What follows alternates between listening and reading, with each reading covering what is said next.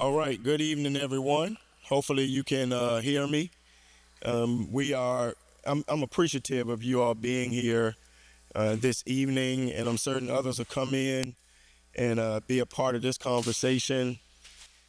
This, well, first, before I go into what led to the conversation tonight, let me thank a few people. Um, our principal here, Miss Powell, and Sandston Elementary School, her staff. Can we give her a round of applause in the back for opening up? Sandston, her staff is running around outside trying to get us parked and situated. And so in the past few meetings we've had in Sandston, we have been at Seven Pines, um, but we couldn't be there tonight. So Sandston Elementary opened themselves for us to be here, and we say thank you. We have quite a few of our staff members here. Um, I know I've gotten a couple questions today about a letter that you received in the mail about lead pipes that has confused some persons, scared some persons. So our director of public utilities is here with us. Bentley Chan is in the back. Hopefully, um, we're here because of public safety, but I asked Bentley to come and maybe at the end of the meeting he can answer where he can come up and share a couple of things and speak to some of you all individually if need be. Maybe about 2 weeks ago now, 2 weeks, 3 weeks ago, many of you all who live in the area know that on one night we had acts of vandalism committed against your community, our community, uh, BB gun, air gun, riding around, individuals riding around in the community, vandalizing property. And that on top of other individual um, activity in the community that I had been hearing about. I know that one of the businesses on 9 Mile Road had been hit. Williamsburg Road had been hit. And I've been talking to a couple of residents, Bobby Holler in particular, and you know, just decided that maybe it's just good if we can update the whole community. Not everyone is on Facebook, so there are a lot of you who are, and you share things there, but some of you all are not. So pull together one place where we can have a conversation. I hope that we are amongst friends. No one here is the enemy unless no one here is the enemy. We are here. Our chief of police is here, his team, his staff. They're here to answer as many questions as possible. Our county manager is here supporting our efforts tonight.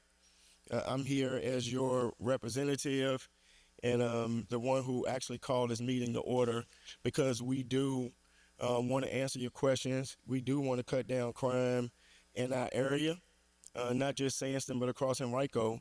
And some of the numbers may show that there are efforts to decrease crime all across Henrico and right here in Eastern Henrico. So I'm going to ask our county manager to come real quickly, say a few words, and then he's going to turn it over to Chief English.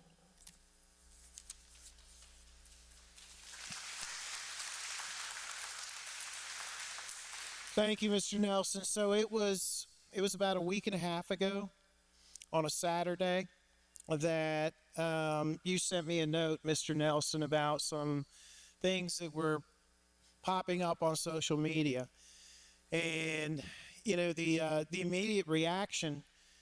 Henrico, you've seen it over and over and over again. When there is a community issue, we are going to react. We're going to be here. We're going to share whatever information that we have that we can share. And that's what tonight is about.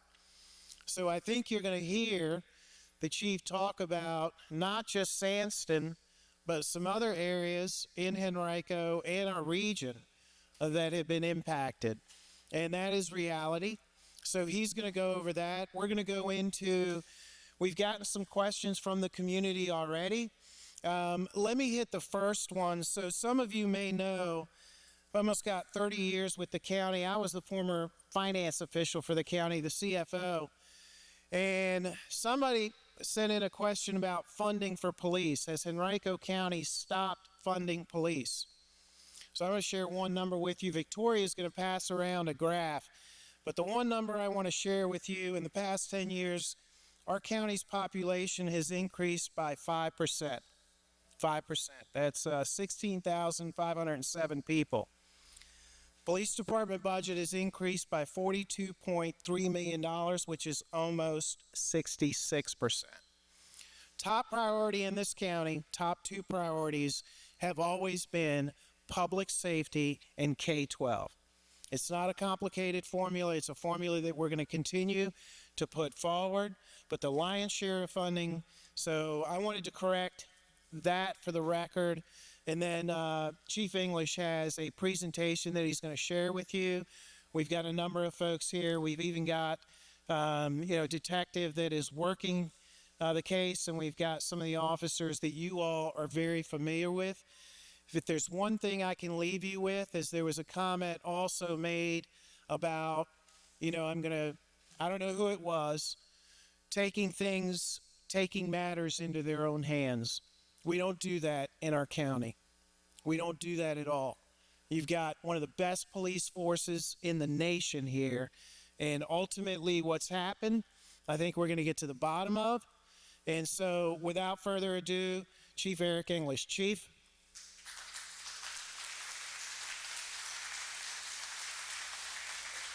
As Chief English comes up, I'm going to ask that he has a presentation.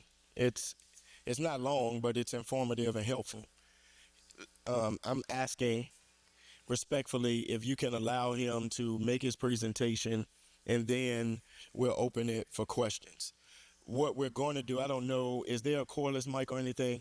All right, so because we have people watching online, we may ask you to ask your question with the microphone so that those who are watching online can hear the question and the answer as well.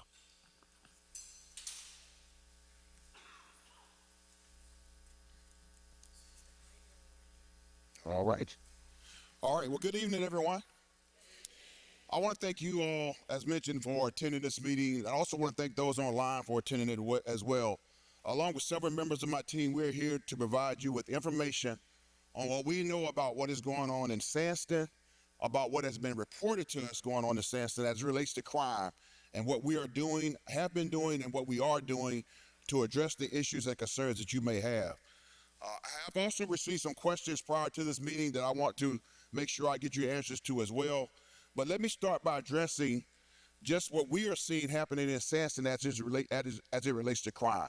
I have a short PowerPoint presentation and statistical data that I want to present to you all to make sure you understand what is actually going on, or at least what you all are reporting to us. And from the data perspective, normally we compare year to year. So a lot of comparison you'll see is what was going on in Sandston last year as compared to what's going on this year. And so I'll be providing you that. And I would just begin by starting with overall crime in Sandston. So I hope everybody can kind of see that. I know people up front probably can't see it, but I'm just going to go through it a little bit with you. Overall crime in Sandston is up. I'm just going to tell you that it is up from 68 offenses we had last year in 2023 to 81 offenses this year.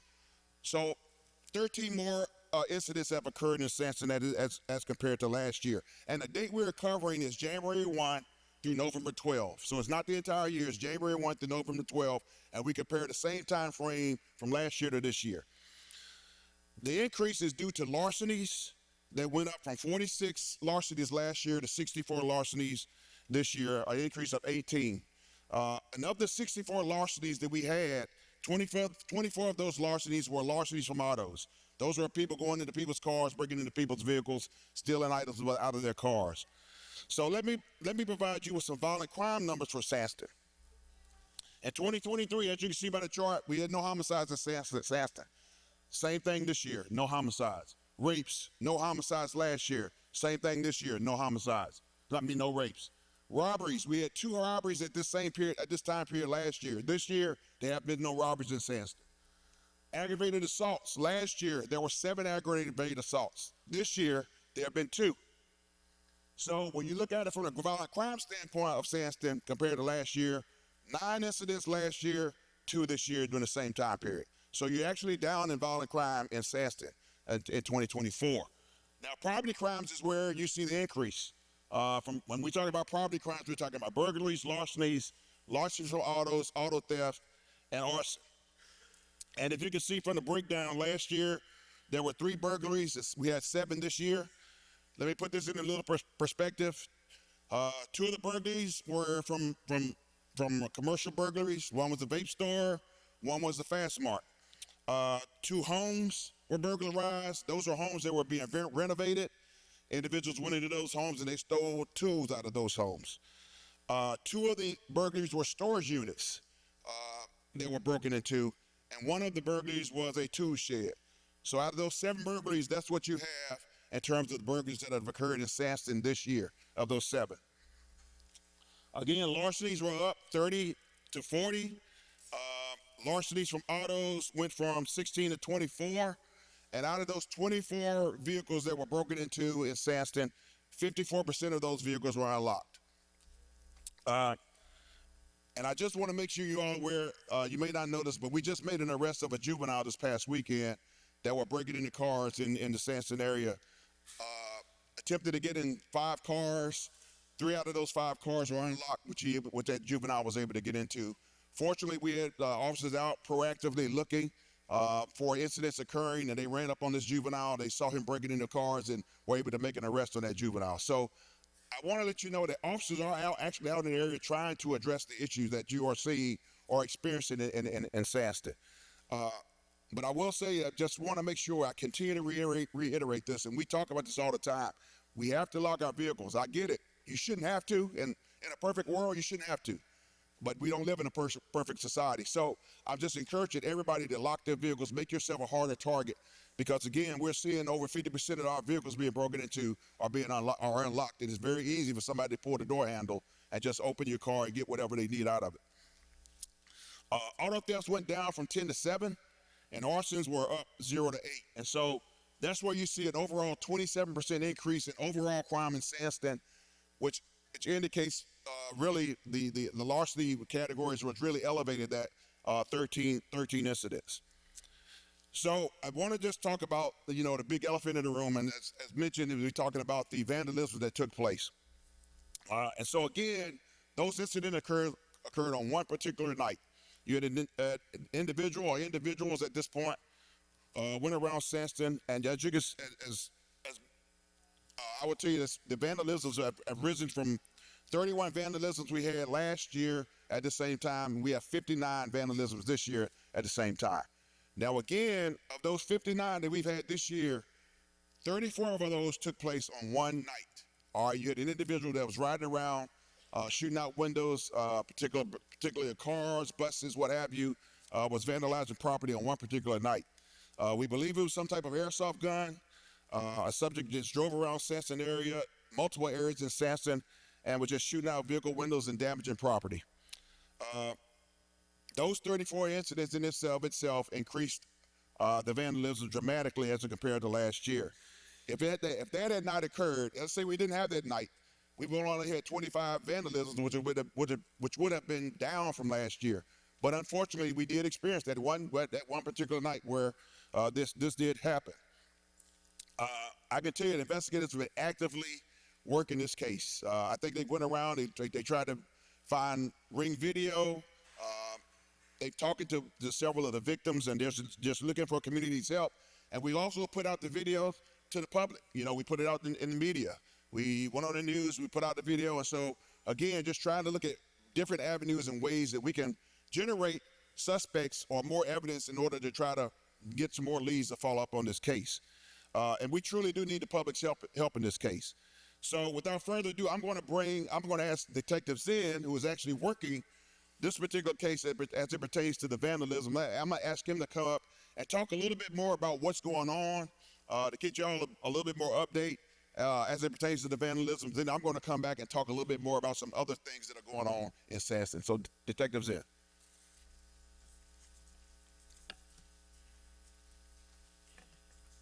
Thank you, Chief. So in the last 12 hours, we've had some really good developments with this, with the vandalisms. I had a theory about it when I first got it, that it was going to be an isolated incident, and unfortunately, it's not. We just had some happen over this weekend in the west end of the county and even into the city and surrounding areas. So we're developing a really good suspect, and we're developing some leads that we can follow up on. So hopefully, I'll have some better news in the coming weeks.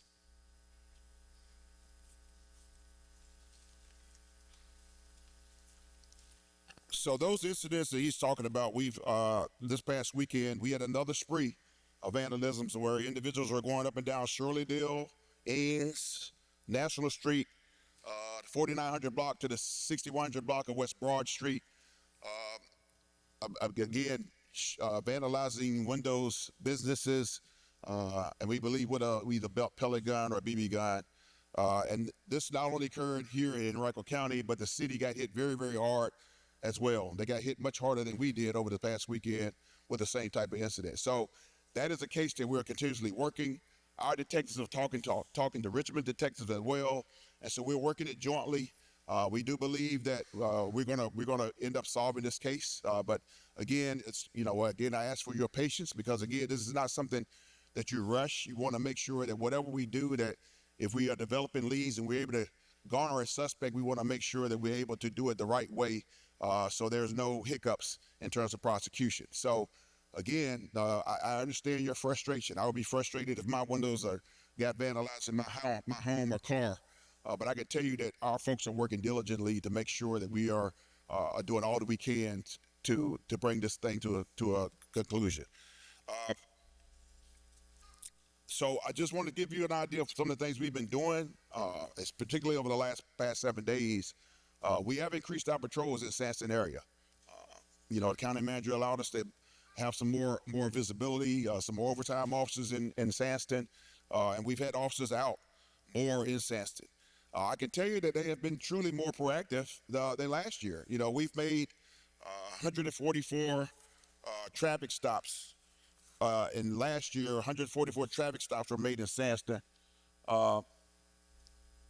And we've made 218 traffic stops this year in Sandston. And so again, that visibility does play an important role, making sure officers are out, making sure officers are making traffic stops, making sure those lights are on so it is visible. Again, trying to deter crime. That's what we're here for. And so just trying to look at ways that we can be more visible. Our detectives are out working hard to garner leads, as I mentioned, and we're also trying to leverage technology. Again, when we have something like this happen in a neighborhood, we're always looking at cameras, we're looking at LPRs, license plate readers, anything that can help us develop suspects. And again, we always asking the public to be very vigilant. Unfortunately, these things happen in our early morning hours. Of course, they're our most vulnerable times. Most of us asleep 2 or 3 o'clock in the morning.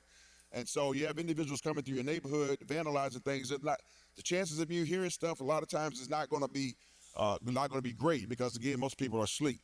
But again, I just want people to make sure they're being vigilant and looking for anything suspicious. And I encourage you all to call us.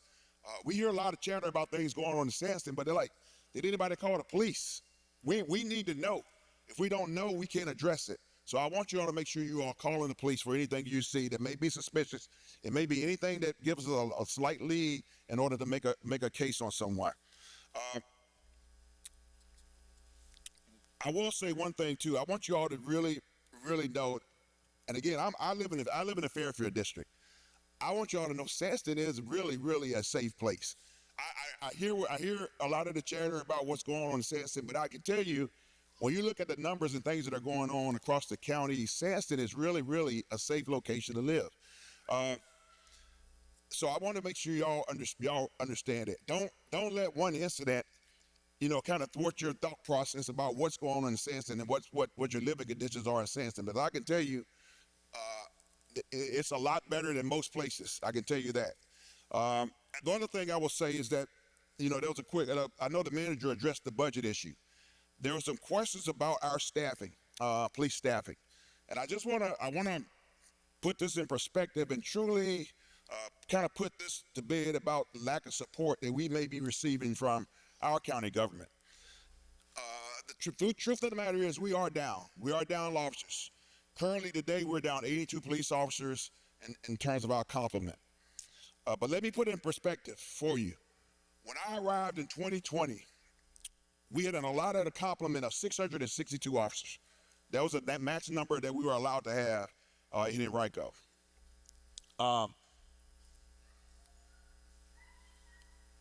This number was this was the number that was funded by the county, 662 sworn people. When I arrived and looked at what our needs were, I went to the county manager. I said, "We need more officers." And so, from him to the board of supervisors, they allotted us 10 positions for the next 5 years because I asked for 50 more officers.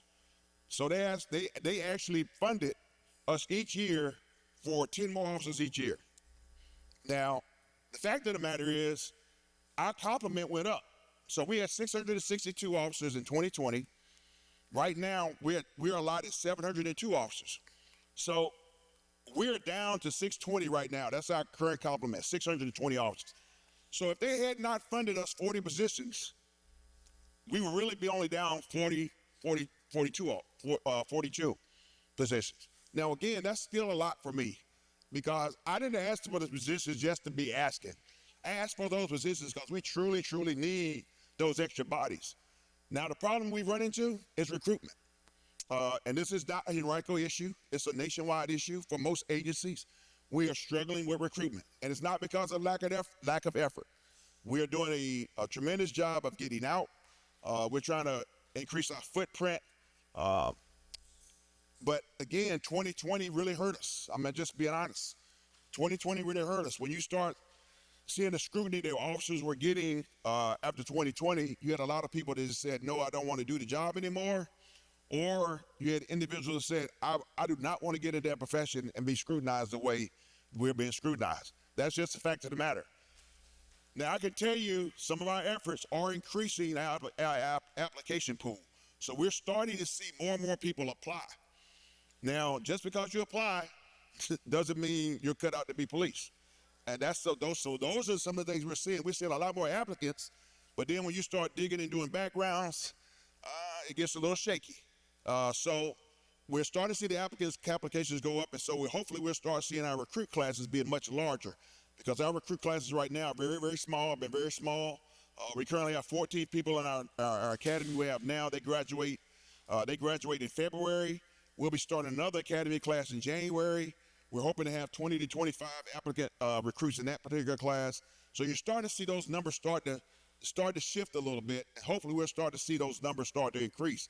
Because I truly do need 702. I truly need 702. With everything that's going on, you all see what's going on across the county, the development, the people moving to the county, the increased sports tourism that's going on. We have to get our complement up in order to address the issues that we need in the county. And I'm saying, with our current staffing, we're doing a tremendous job. But I can just tell you, if I get to 702, it gives me a lot more flexibility to be more in your neighborhoods, to be more in our schools. It just gives a lot more flexibility for us to do a lot of different things. And so that's where we need to go. So I can tell you unequivocally that our board and our county manager has been extremely supportive of public safety as it pertains to staffing, because again, our staffing has gone up because they have allowed us to increase our complement. So, I give kudos to them because it's not their fault that we can't get the officers. We're still working at that, but that's something we got to continue to push. And we got to be more creative in how we recruit, and we're trying to do those things. There's been a lot of changes in terms of recruitment. I've made a lot of changes in terms of recruitment, but it's still those individuals trying to convince them that this is truly, truly a noble profession and it's very rewarding. So I reach out to you all. If you all know people that, would be good at this profession, send them our way. It is really, really a great profession, but we are struggling trying to get the number of applicants that we would like to see. So that's where we are in terms of the complement. I'm gonna go back and just show a little bit in terms of Holland Springs, because I know there was a question about what does crime look like in Holland Springs. Again, when we talk about comparison, we go from last year to this year. Holland Springs overall crime down compared to last year is down 12%. It's down 32%. They had 105 incidents last year this time, 71 incidents at this time right now. Homicides the one thing that went up, one of the things that went up, they went from 1 to 3 in Island Springs. One of those homicides was a double homicide that occurred on 9 Mile Road earlier in the year. The other homicide they had was a homicide that we have made an arrest on that occurred over the Newbridge area. So we're still working that double homicide. We're still working that case diligently, following up on some leads, and I feel eventually we will get to the bottom of that and be able to solve that one as well. Rapes went up 1 from 0 to 1. Robberies are equal 1 to 1 compared to last year. Aggravated assaults are down from 5 to 3. Burglaries are down from 13 to 8. Larcenies were down 37 to 32. I can tell you that most of those larcenies are going to be shoplifting. Larcenies from autos went down from 31 to 16. And auto thefts went down from 16 to 3, which is huge because that was killing us a lot in Holland Springs last year. And so when you look at the overall picture in Holland Springs, crime is really, really improving in Holland Springs. And, you know, it's again, I have to give kudos to the men and women of the team. They've been doing a tremendous job of addressing those issues. So those are the things that I really wanted to bring to light for you all. And again, you know, if you don't feel safe, I get it. You know, if you don't feel safe, that's still something we got to address. I can only give you what the raw numbers are dictating to us, at least at what you all are reporting to us and what we're doing to try to address those issues. So again, I just want to bring that to your light. Again, we're here to listen, to answer any questions you may have. And if there's anything we can do in order to address those issues, we'll be more than happy to look in and see how we can deploy our personnel in order to try to mitigate some of the concerns you may have in Sandston. So thank you all for being here.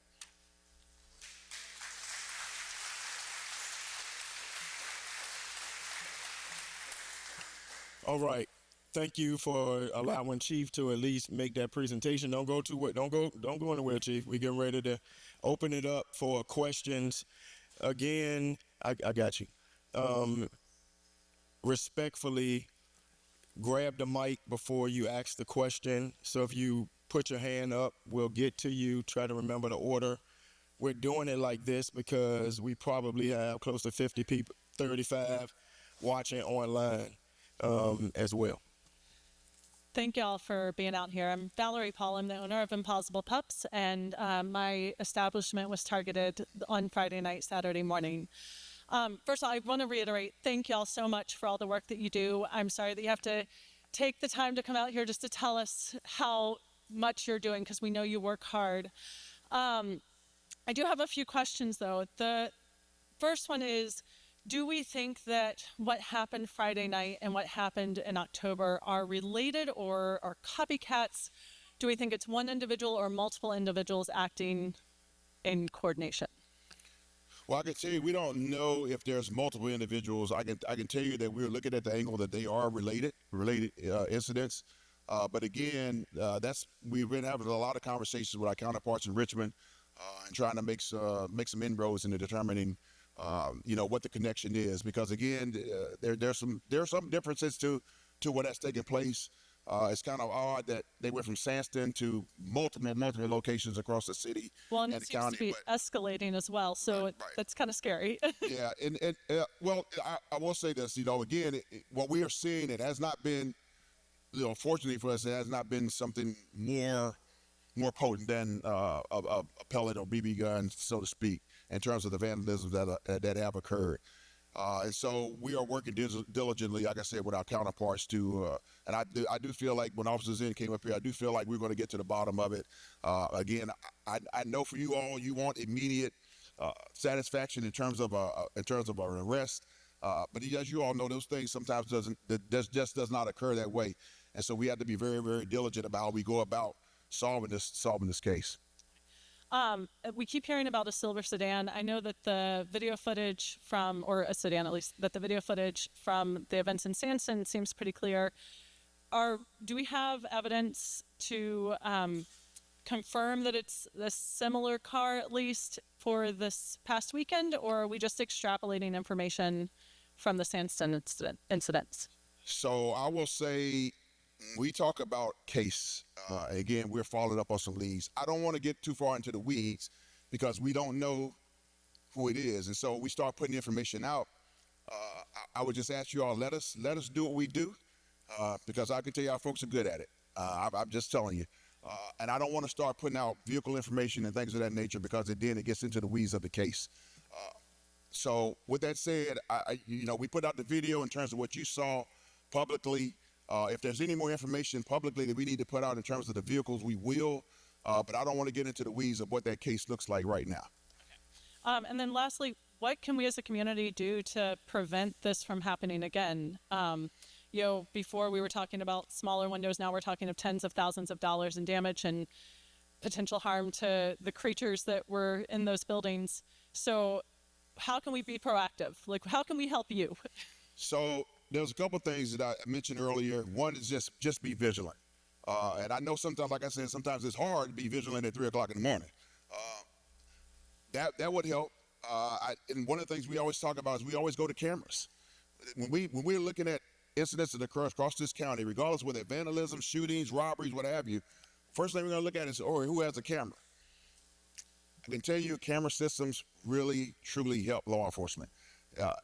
Again, whether you want to purchase one or whether your business wants to have one, it really does help us.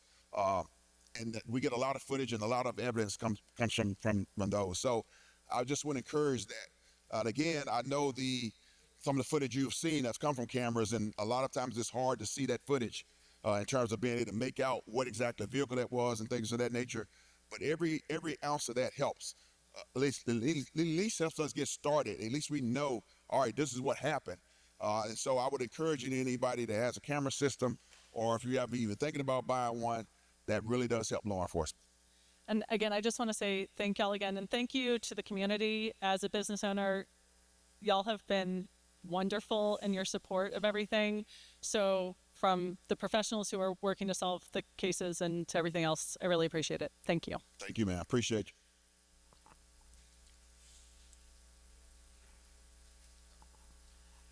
I was just curious, you said you arrested a suspect recently for vandalism or breaking in cars. It was for breaking in cars. Okay. Yes, sir. I was just curious, those suspects, were they armed? No, the juvenile that we caught this past weekend was not armed. No, sir.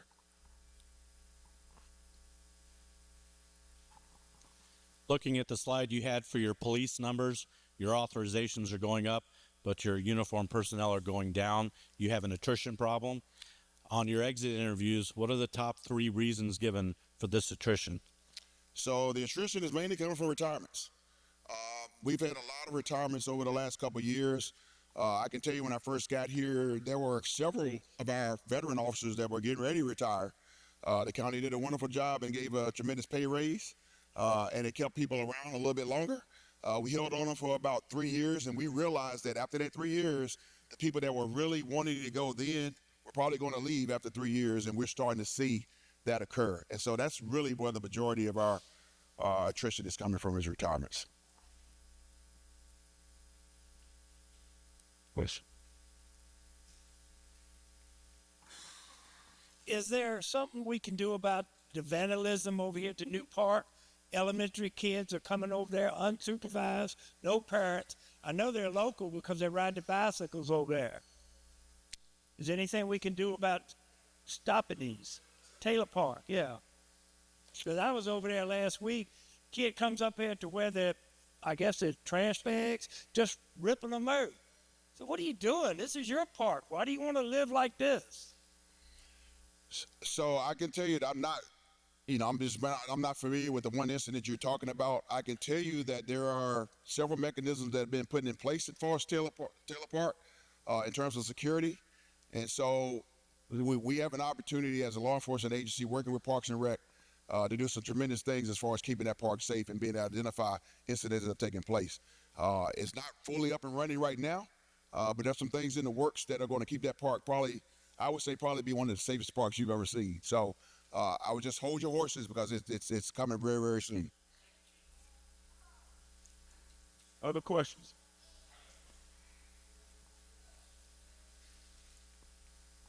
Good evening. So with the Taylor Park, and we live in Anderson Mill, which is adjacent to the park, what can be done to increase the lighting in the area?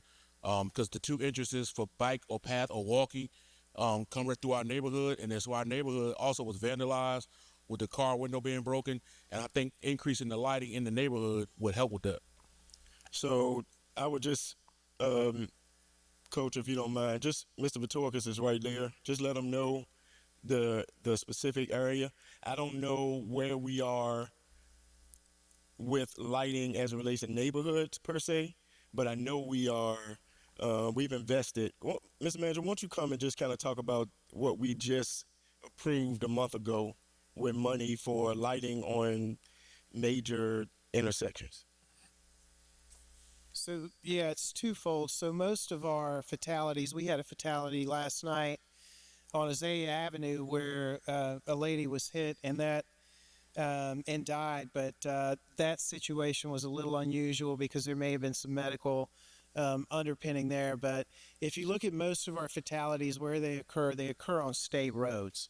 So anything with a number on it is a state road. In spite of that, the Board of Supervisors has approved $1.5 million for us to start putting up streetlights on state roads. Meanwhile, we are having a conversation with VDOT on a process called devolution, where Henrico County is trying to take over those state roads.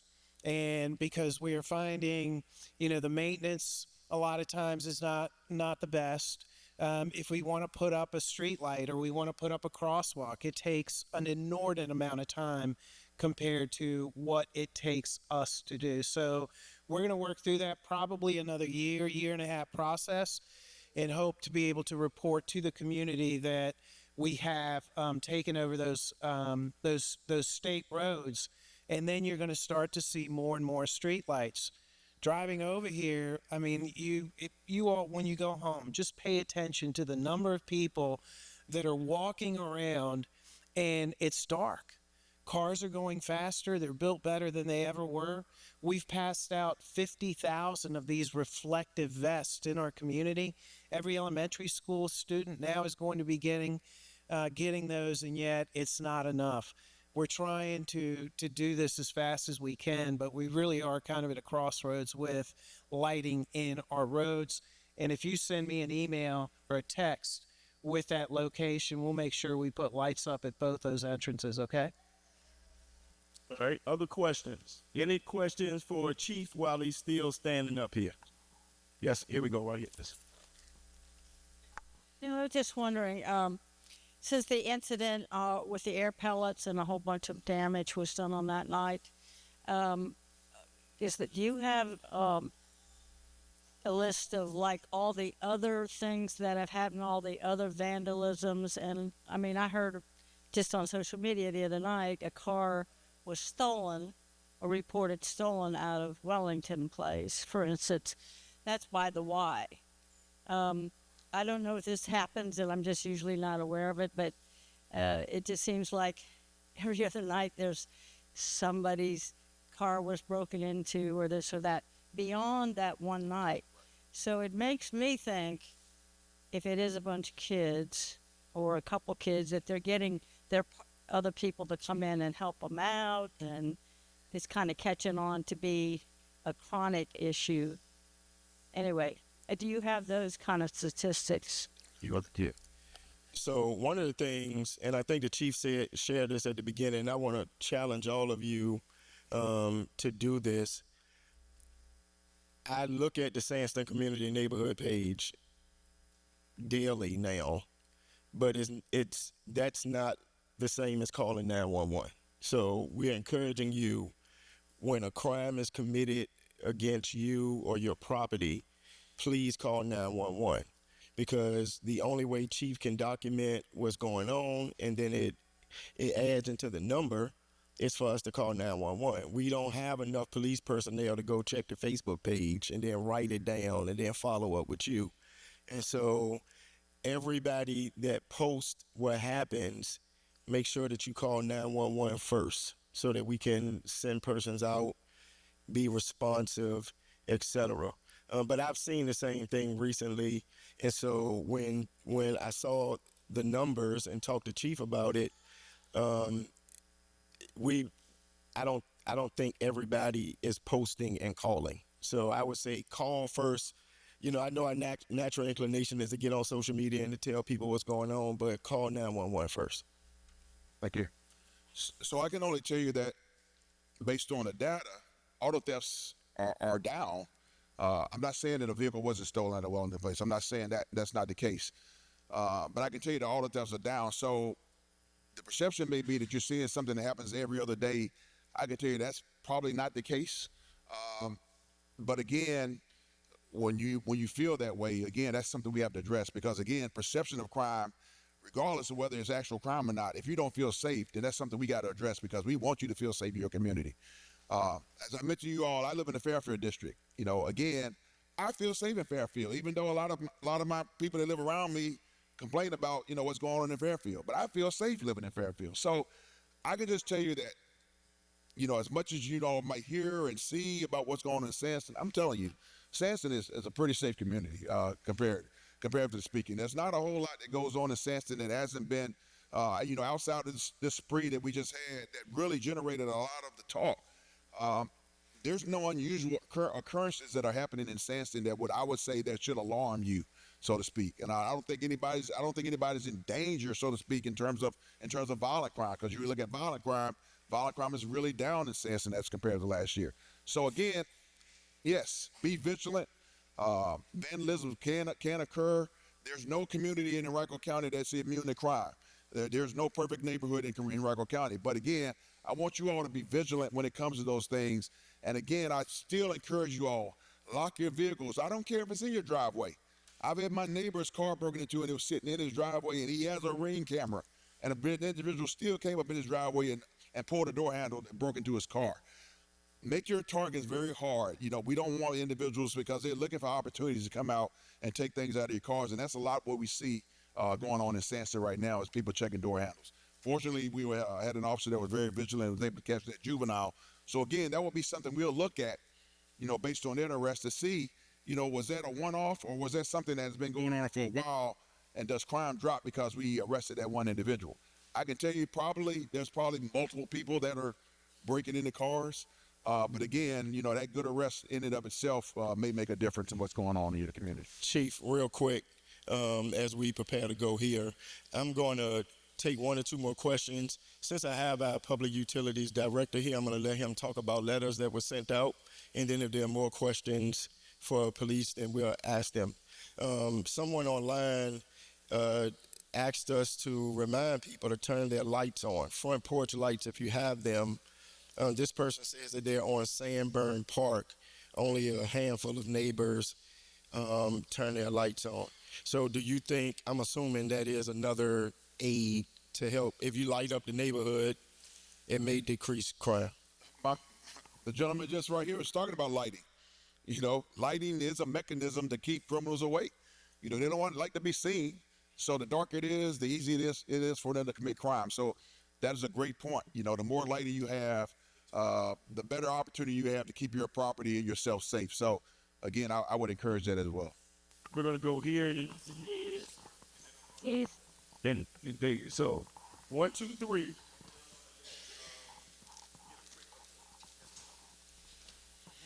Good evening. I would like to thank Chief English, Mr. Nelson, Mr. Vithoulkas for calling this meeting. The question I have, are the neighborhood watches still in effect? Because I remember when they were in effect and were active, there was less crime. I've been in this area for 34 years. 34 years. I've had an active neighborhood watch. Miss Woods and I have a group going there that we try to keep abreast of what's going on. And I'm listening at a lot of stuff, and I'm listening at what the people are saying. We need to know who our neighbors are. Yeah. We need to be in contact with our neighbors. Mr. Foster, Miss Evelyn, Miss Jackie, we talk to each other. We call each other when something is going on. My neighbor here will call me in the middle of the night, Miss Grace, I got to show you this video. She'll text me a video of something that's going on in the neighborhood. This is what we need. This is how we can help you all. And if we don't band together as communities, get to know your neighbors who live next to you, who live within a 4-block radius, get to know them. And when you get to know them, then we have a lifeline. We have a line where we can communicate. And when we see things, as Chief English said, be vigilant. I get up in the middle of the night and I walk through the house and I open up my windows and look out because I want to see what's going on. Because these kids out here and these young adults, they're looking for an opportunity. We need to shut that down. We need to shut it down. And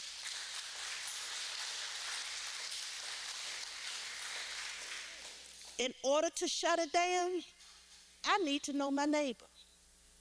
I need to know who lived 3 doors down. I need to know who lived 5 doors down. Get a communication line going. Get phone numbers. And then we can help the police officers. Then we can find out who's doing these little tricks out here at night. If you get up in the middle of the day, walk around your house, walk around inside the house, and look out your windows. I don't even close my curtains. When I go to bed and cut the light out, I'll open my curtains. I want to see what's going on. This is how we are going to help our chief and our wonderful officers. I take my hat off to Henrico County police officers. I put them up against any police department in the nation. Henrico is one of the best. I have been here 34 years. They are the best. Do they have some errors? Yes. They're not perfect, but they are good officers. We have a good chief. We have a good supervisor, county manager. Let's help them protect our county. With all of these homes coming in now, we're going to need to really be vigilant because there's a lot of homes coming in. And the police can't be everywhere. They cannot be everywhere. My officer, Officer Lieber, I love him. He wants to know if I'm behaving. No, I'm not.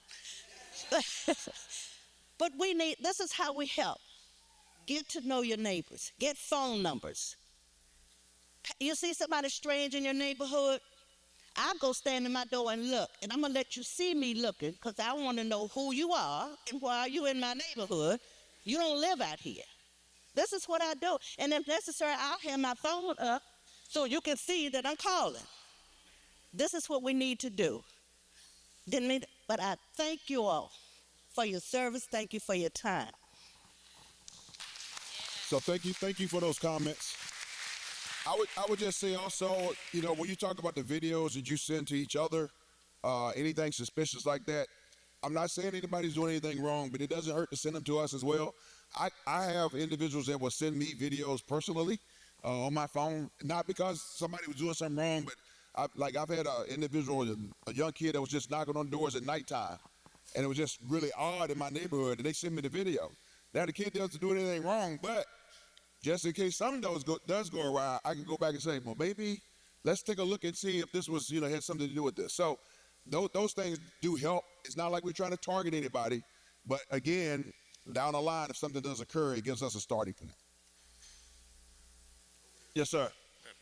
Thank you for having this tonight. Really appreciate it. And yeah, my compliments to Henrico County police officers too. I've lived here most of my life and had very little problems in the Sandston area. But the one thing I would like to address that I've seen that's picked up a lot is speeding in the residential areas.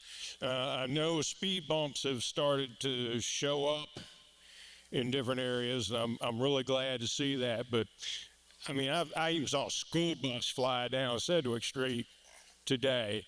And what my question is using technology. I know you got cameras that can check speed and send a ticket out to somebody. Is there any way to have mobile ones put into this neighborhood to catch these violators? A lot of them are neighbors that are speeding. You don't need to give a warning because the speed limit's out there, 25 miles an hour in the neighborhood, signs posted. I see a lot of localities like to warn people that they're going to put these up, but put them up. The pocketbook is what makes people slow down. If they know one more ticket's going to send their insurance through the roof, maybe they'll slow down. Yeah, I would say the one thing you bring up is something that is the most prevalent concern I get from citizens in Henrico County is speeding. That's just honest truth. I get more people call me about that than anything, any violation that goes on in the county. When you talk about speed cameras, that is a useful tool. But I can tell you that for speed cameras, you do have to have a body. You do have to have a body associated with that in order to monitor it, not monitor that, but that speed camera, but to check that speed camera to ensure the violation is appropriate. And also just recognize that too, that when you issue a ticket to a speed camera, it has nothing to do with your insurance. It's a civil penalty. So it doesn't do anything to your insurance, but what it does do, if we write a ticket, now that's a different story. To your point, when you do complain about speeding and you ask us to do a speed study and we go out and write tickets, I would just say be careful in your community what you ask for, because like he said, most of the people that speed are the people that actually live right in the community. So I would just be careful what you ask for. If you're asking us to go out and do speed enforcement, don't ask for us to give you a break because you live in that community. So just think about those things, but you're exactly right. Most of the people that are speeding actually live in those areas. Let's go back. Yep, right here with y'all.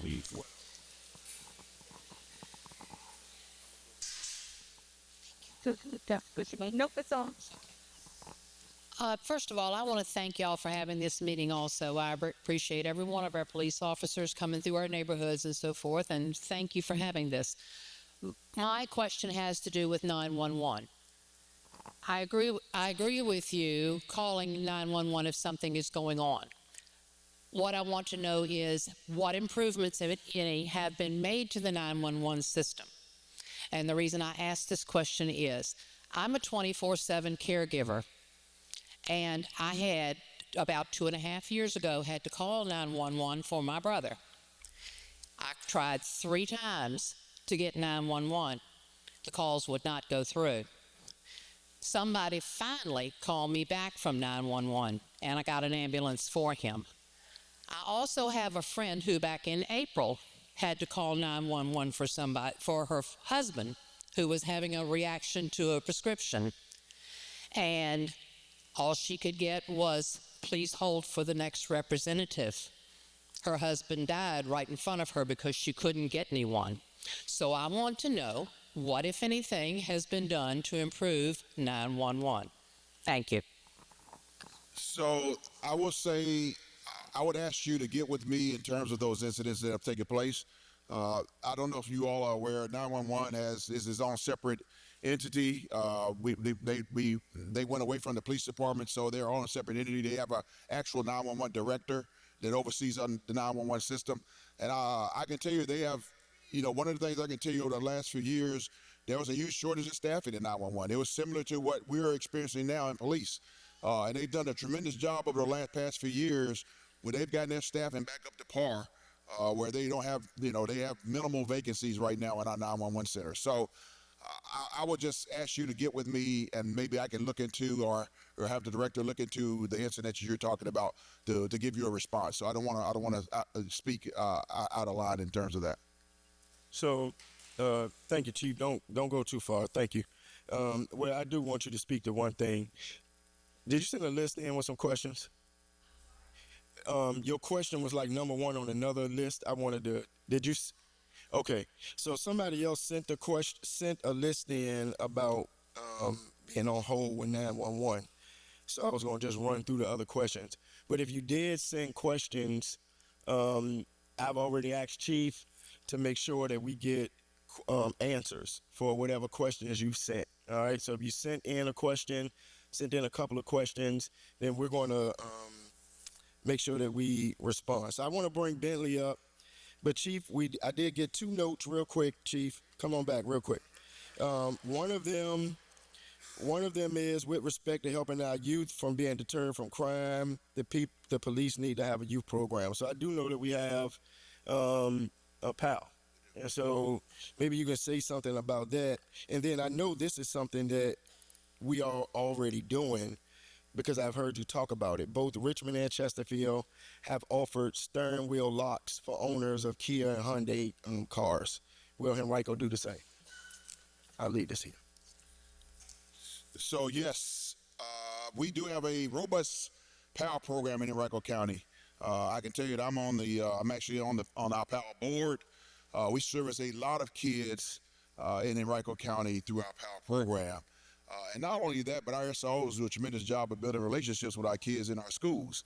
Again, trying to make sure kids stay on the right path.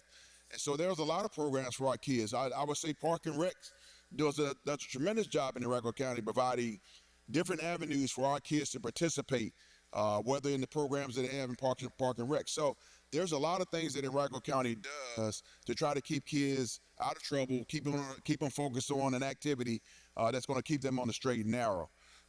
As it pertains to steering wheel locks, yes, we have those. If you need a steering wheel lock for kid Hyundais, we have those available. Just please reach out to us. We can get that for you. But I can tell you, fortunately for us, we've seen a huge reduction in the theft for kid Hyundais that we have seen in the past. So they're starting to really, really come down in terms of those vehicles. So thank goodness, because that was killing us for an extended period of time. But it seems like the manufacturers are doing a lot better job of making those cars much more difficult to steal. And so we're starting to see that dwindle. Go ahead, Dick.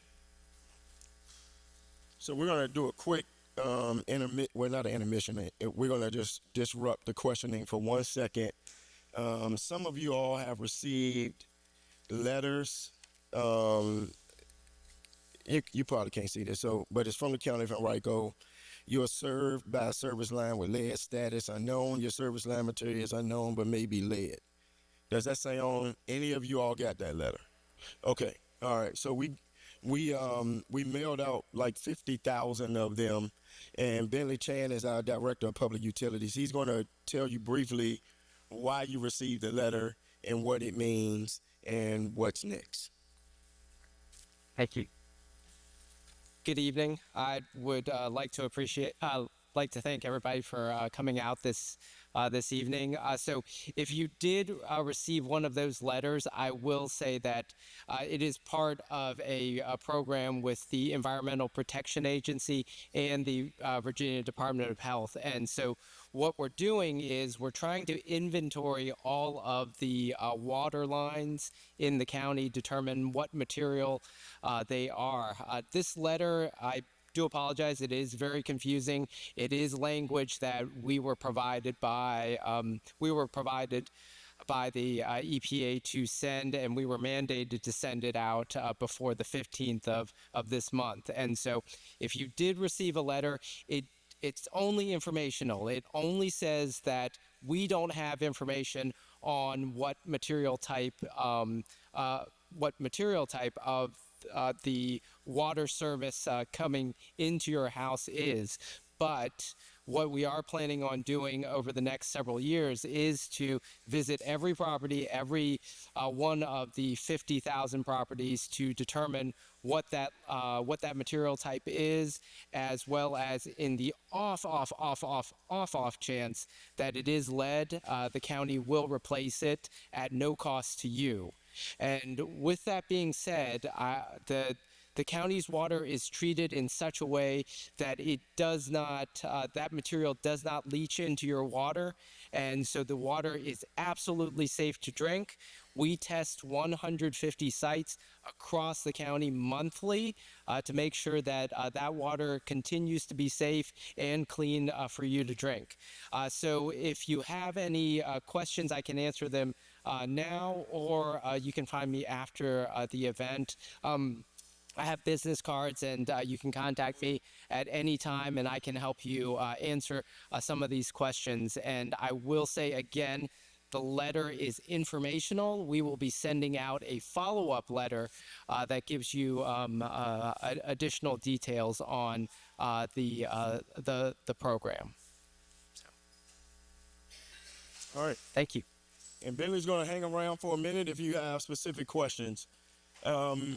Before we close, I just want to make sure that we have given everyone the opportunity to ask their questions publicly. I know for some of you, there have already been private discussions. So, but if you have a question that you want to ask that may benefit somebody else, do so now. All right. So we got 3, 4 of them. All right. So 1, 2, 3. So So we'll take these three. Again, I want to thank Ms. Powell. Thank you again for hosting us tonight.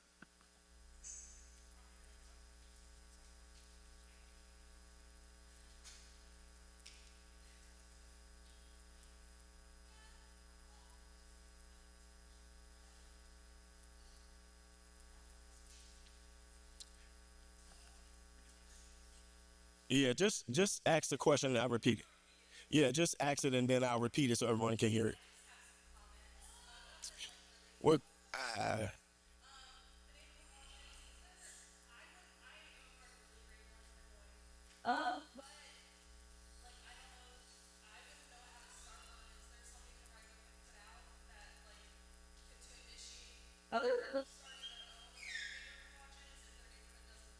okay. Well, hold on. Let me just, for the person listening, question was asked, does the Henrico Police Department have information to help persons start neighborhood watches if they don't already have one? All right. So, Chief, you can speak to that. Yes, ma'am. What's the second one?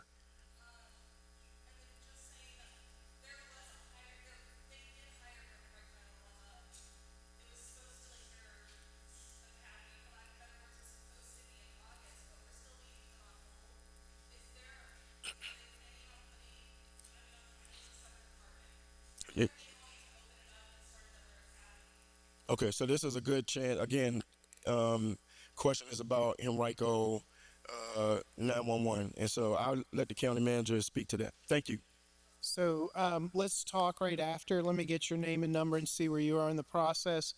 To the lady that asked the question about 911, 2 years ago, we did have an issue with staffing in the 911 center, just like we did in police. You know, you heard the vacancies. We were at 50% complement.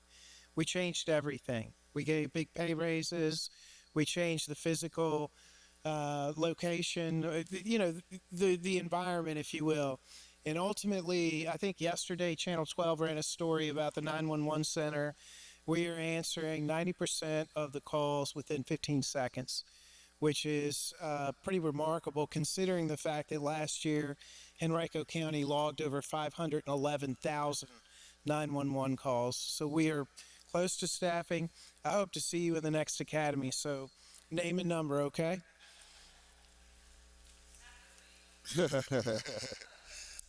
As it pertains to neighborhood watch, I would just ask that, again, our community officers are well versed in how to start a neighborhood watch. If there's some more information we need to put out on our website, we would definitely take a look at that, because I do think, as she mentioned, it's important for communities to know one another and be able to get together and have conversations about what's going on in their communities. So if there's a way we can establish more robust community watch groups throughout our neighborhoods in Henrico County, it's going to be the benefit for everyone. I do want to put a plug in before this meeting is over with. We do have a Facebook page, and we have a portal now where you can go in and upload any videos that you may have that may assist us with crime, particularly as it pertains to things that are going on in your neighborhood. If you have an opportunity, maybe you failed to realize that there was an image or something that was on your camera, there's a portal you can go on and on our Facebook page where you can upload your video, which will help us during our investigation. So I encourage you all to take a look at that, take a look at our Facebook page, like the page, and help us out any way you can. All right, we have two more here on the front, and then there. All right, and I think that may be it. And then here. All right. Yes. So I can repeat the question. Is it a question or a comment? Okay.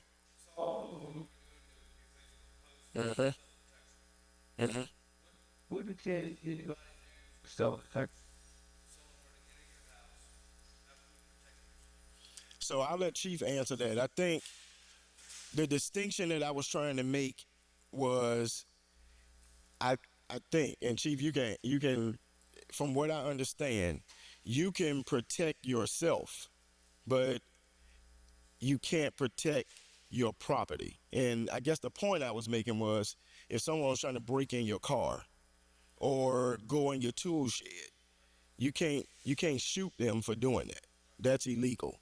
Now, if somebody is breaking in your house trying to come in and they physically are coming at you or whatever, but I'll let Chief talk specifically about that. That's different from what I understood. Protecting ourselves, most of this is vandalism against property. And so if somebody is doing something against property, that's is not legal to defend the property. Yeah.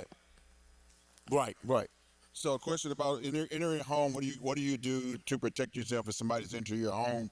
Mr. Nelson is spot on. Somebody enter your home, you do have a right to protect yourself, but again, you have to be able to articulate why you use force against somebody for them entering your home. Let's say somebody just opened your door and walked in the door.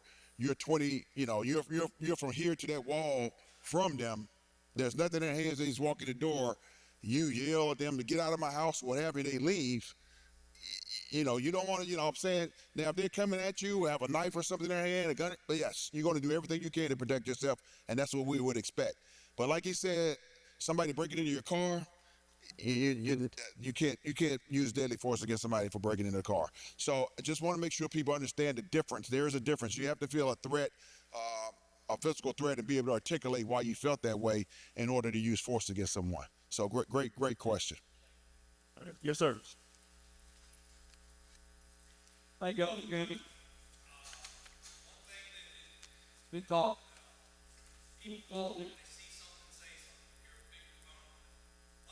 Scared. We're gonna give you that air. Yeah.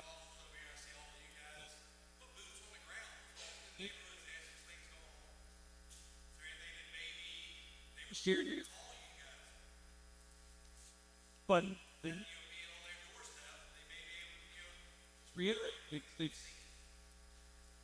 get that opportunity. Anything involved in the state. In the spring.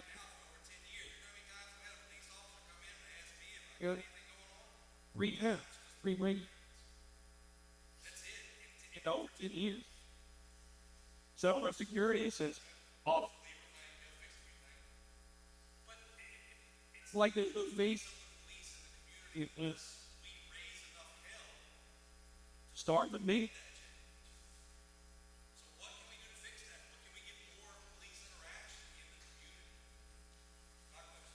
So that's a great question, and again, I will say this. I would say it's kind of disheartening to hear you say that because again, my focus is always, I always tell my officers, let's make sure we get out of cars, meeting people not in their time of need.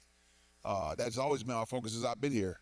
Let's not meet people in their time of need, but let's meet folks when they are planting their flowers in their front yard and having conversations with people. That's truly what we should be doing as an organization. If we're not doing that, then we're falling short of expectations. So again, that's something we can continue to reiterate to my officers because again, I do want them having those conversations, not just when your house is broken into.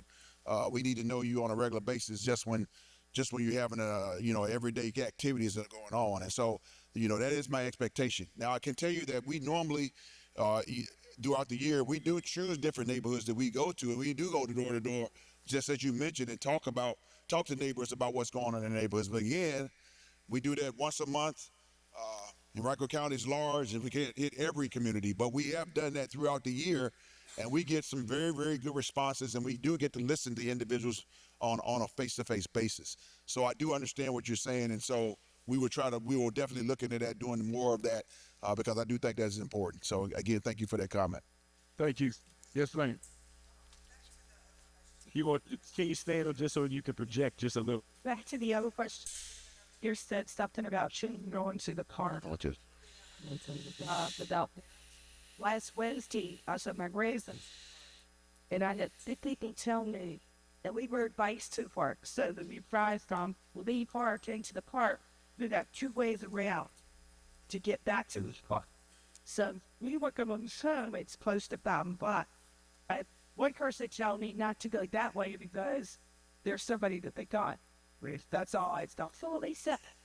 So me and my grandson turned around and started going the other way to get out the park to go into Reed's Park. I was going that way. A gentleman walking with a walker proceeds to tell me the same thing. I shaped her.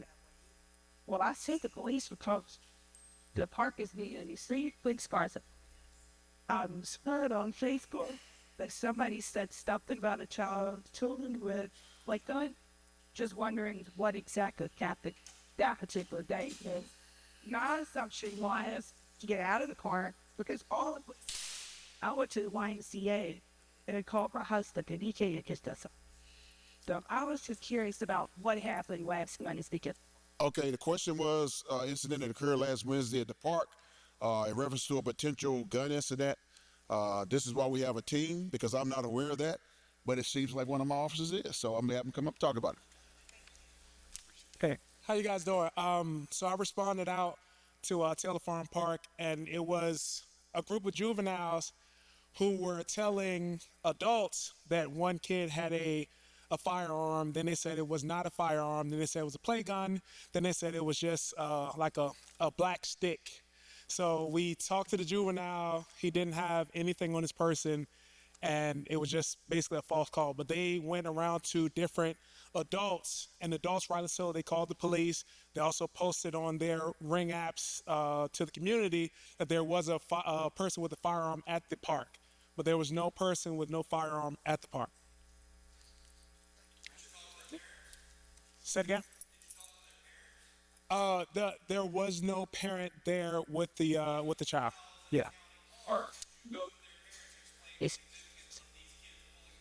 Yeah, so the kids, what they didn't think it was a prank. To them, they thought they saw what might have been a firearm.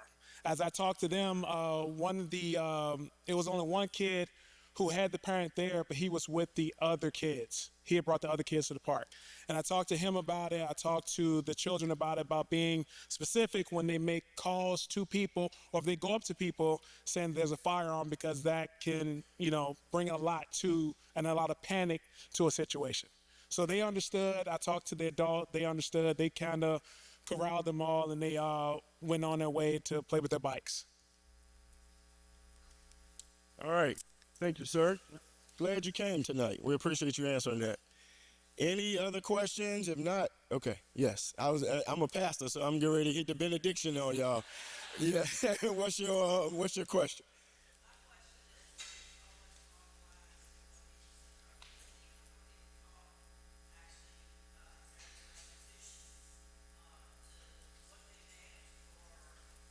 Is there?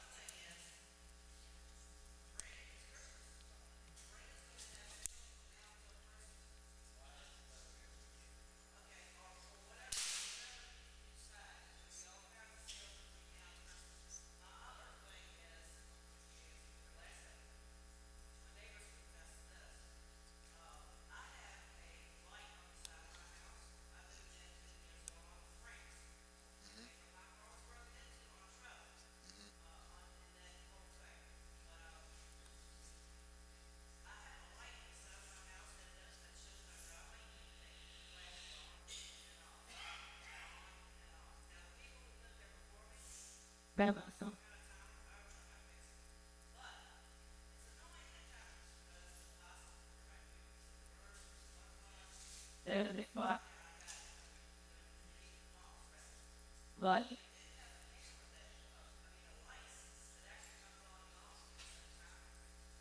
Every.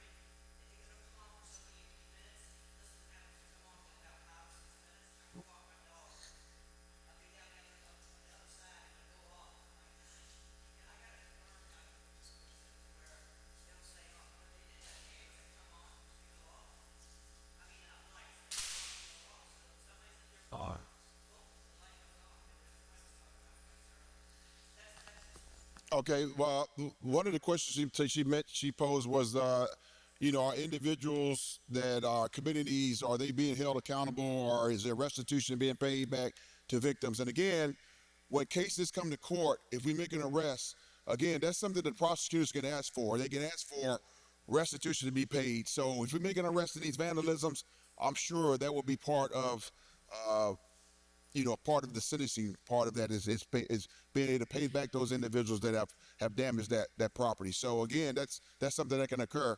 Again, when you talk about the lighting, she talked about a lighting mechanism the lighting goes on and off and on. There are several lighting systems out there. motion lights as well. Anytime there's movement, they have motion lights out there now where you can set them to a certain distance where you see movement that it would come on. So all those things are very, very beneficial as it pertains to trying to mitigate crime in your neighborhood. So again, just take a look at what works for you, because again, not every system is going to work for everybody. All right, so I think I saw one more hand, and then we're going to two more. Okay. So that's going to be my last question back here. All of these officers are hanging around. So if you have any specific situations, then please just get with them. Yes, ma'am.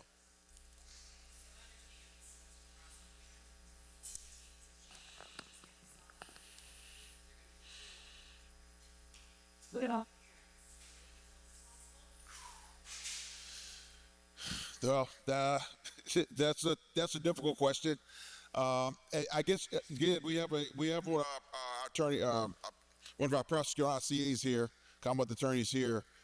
But I can tell you a lot of times it depends on, from a parent standpoint, it depends on, like, are your parents not being responsible in terms of them hanging out after curfew when they're supposed to be in the house, things of that nature.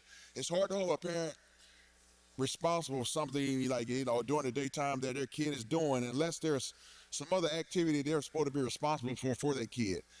It's kind of hard to put it on the parent in and of itself, unless the parent is just being very, very negligent. Which most of the time I can tell you that parents are not. That's not the case for most parents. They're trying to do the right thing, and a lot of times kids are just going off the rail. And so that's why it's kind of hard for us to hold a parent responsible for that. I think we have two of our attorneys that work in the CA's office. Can they just speak to you about that afterwards? I'm certain that most parents in here, I have now 2 adults and 1 last minor. As negligent parents, I understand what you're saying. But all of us know that sometimes our kids can do stupid stuff when we do the best we can do as parents. So I think that's a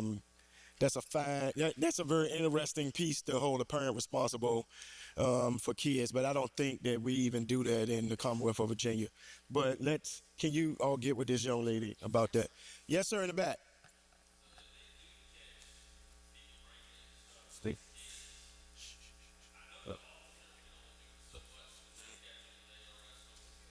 Beat it up to there.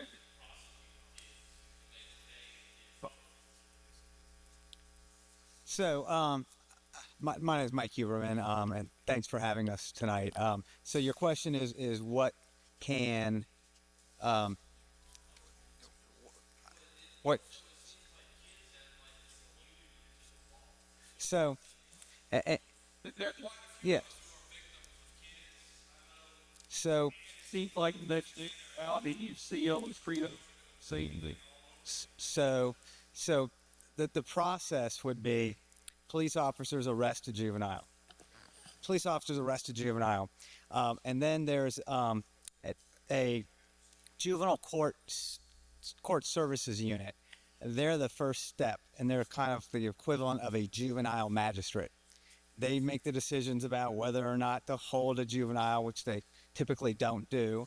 And then as far as the charges, there's a process that they go through where they decide whether they're going to divert the child or not even send it to court. And then we never even know about it in the Commonwealth Attorney's Office. And that will happen quite frequently with children who haven't offended before. It's not particularly serious. If it's a burglary, I think as a felony, that's not going to be a case that's going to be diverted. But then it's going to go to court, and